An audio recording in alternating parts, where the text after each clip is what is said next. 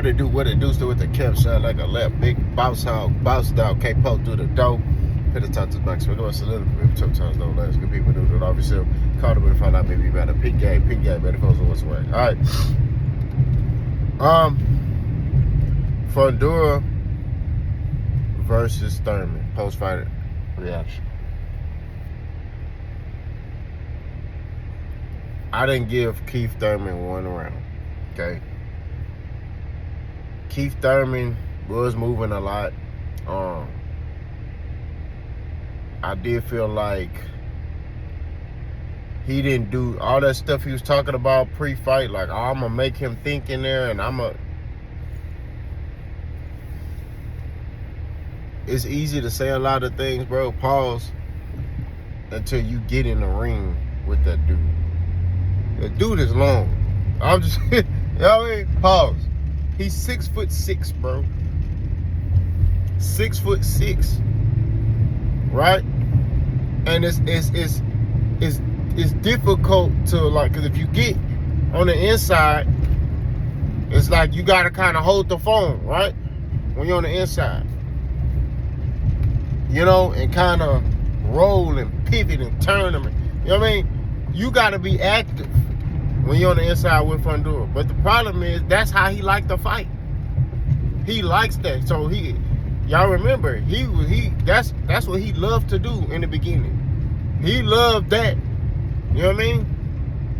And then now he's mastered, you know, taking his time and just systematically dissecting you and breaking you down. Right? That's what I saw yesterday.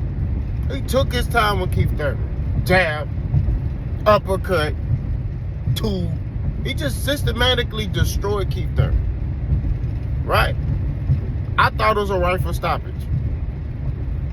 You know what I mean? Like, it's not much to break down. Like, he just he destroyed Keith Thurman, bro. You know? He destroyed him. And Keith Thurman, after the fight, talking about, oh, the referee don't need to referee championship fights ever again. I thought it was a good stoppage. I don't care what Keith Thurman talking about. It was a good stoppage to me. You know what I mean? I thought that the refs was trying to protect Keith. You know what I mean? Because it was getting bad. I know Keith wanted to go out like a warrior. He was like, oh, I thought, you know, anything could have happened. No, nothing was finna happen. It's getting worse. You weren't doing nothing to... I just said, he was like, I could have landed a big shot. If that's all you was relying on is landed a big shot, you weren't going to make it. I told you, to beat Sebastian Fundora, you got to put some combination punches together, brother. You have to put combination punches together. And you got to throw when he throws. That's what it boils down to. As soon as he throw, you need to be slipping. That's the only way you're gonna. The problem is he's so long, he don't just throw a single, right? He don't just throw like one single shot. He throws combinations. So you'll slip and throw somewhere he throwing, but then he throwing something else, right? So he may throw something, so you gotta know when to throw, right? You might have to take a punch, or you might have to catch on the glove, parry, and come over the top of it, or whatever it is. You know what I mean? But I don't have the answer to beat that dude, bro. I don't think nobody can beat him at 154. I'm just being real with you. At 154, you know, I saw somebody say Sebastian Fundora is a bully. I might have to agree with that, bro. He too big, bro. Just picture Anthony Joshua at 154, 147. It's the length, bro. He's too long. So it's nothing you could do. Like, nobody beating him, bro. Like, early on, yeah, because he liked to fight on the inside. He liked to give up his height. Now, he's learning how to, like, control it. I don't know if nobody beat him at 154. I'm talking about from Boots to Jamil Charlo, Errol. I don't know, bro. I don't know if they beat. You know what I mean? I say Boots got a little bit more of a chance because he's younger, and I think Boots is just skillful, so he might be able to, you know, beat him, but it's gonna be a tough fight. Like, that's why I be telling y'all, Jay Will, man. I remember he was like, man, Sebastian Fundora. I told you. I said, man, the reason why Terence Crawford moved up in weight, you know what I'm saying?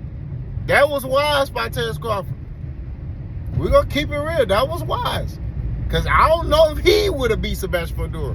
I'm being real with you. The dude too long, bro. He's too long. Like, it's just, no.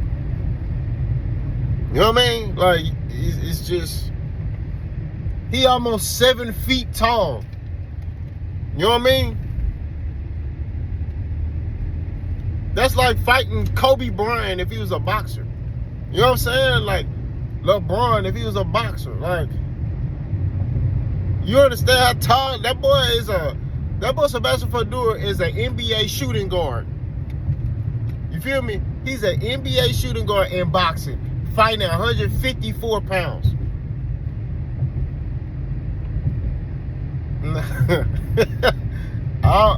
Nah. It's like he knows who he is as a fighter, right? Like I said before, if you would have caught dude like after he fought Lubin, after he fought Brian Mendoza, or before he fought them, maybe you would have had a chance. But this dude know who he is as a fighter. It's going, I'm sorry, Jermell Charlo screaming, I'll whoop him, I'll beat him, I'll whoop him. It's like, I don't know what Jermell Charlo smoking or snorting. I don't know what he on. I'm just saying, bro. I know you from Houston, but I don't think you I don't think you beat Sebastian Fundora, bro. You know what I'm saying? Like, what I'm seeing, nah. You need to stay, look, go to 160, bro. Go to 160, call out Carlos Adamus and Janet Bill. Like, that dude different, bro. You know what I mean? Now, of course, I've been in the ring before, so I know a fighter mindset. Like, man, I ain't running from that dude, bro. I fight him, right? It's just, you see certain things, but being able to get in there and do it is different. You know what I mean? Yes, I see certain things you could do against Sebastian Fundora. If you throw when he throws, you might be able to land something. If you throw, so him being southpaw, right? If you able to throw your right,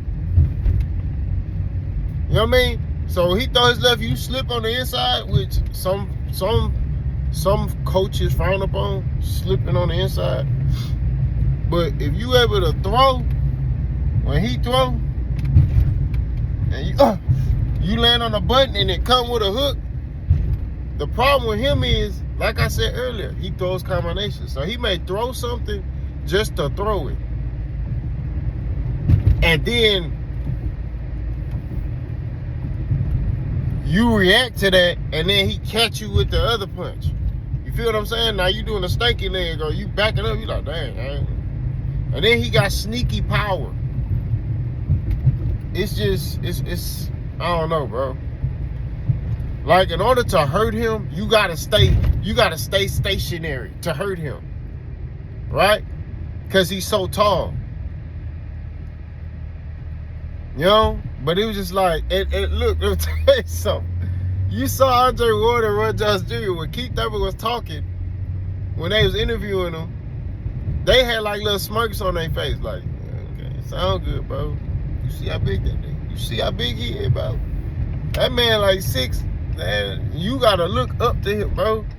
When they did the weigh-in, and I'm sitting there, bro, and I'm like, man,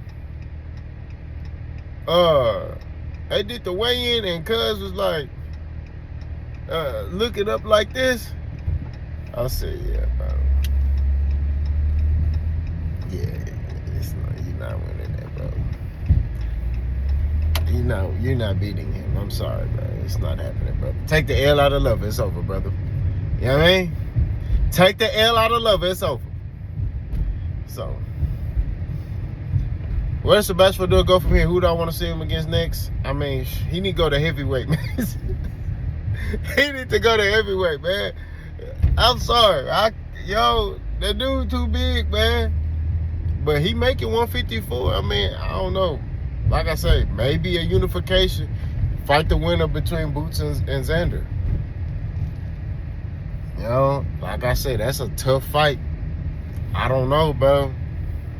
That boy, I told y'all, Jay Will, didn't I tell y'all a long time ago? I said, man, buddy, that's a tough fight. When you fight him, you gonna have to fight him. It's not no, like, you gonna come out of that fight, like, you gotta take some time off after you fight that boy Sebastian Fundora. That's all I'm saying.